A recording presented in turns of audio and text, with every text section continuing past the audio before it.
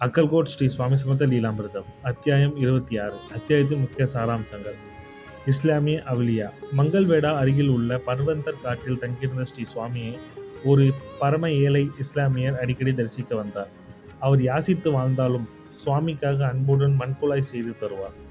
ஒரு நாள் அவர் எளிய சேவையில் மகிழ்ந்த சுவாமி தன் திருக்கரங்களால் அவர் தலையை தொட்டார். உடனே அவர் சமாதி நிலைக்கு சென்றார். என்ன அதிசயம்! அவர் பின்னர் அவுலியா எனும் அழைக்கப்படும் துறவியாக உயர்ந்தார். வெளியில் பித்து பிடித்தவர் போல் தோன்றினாலும் அவர் உண்மையில் மகா யோகத்திலே இருந்தார். கிருஷ்ணா நதிக்கரையில் தங்கி அந்த பேரானந்தத்திலே திகழ்ந்தார். ஜெய ஜெய ஸ்ரீ சுவாமி சமர்த்தர்.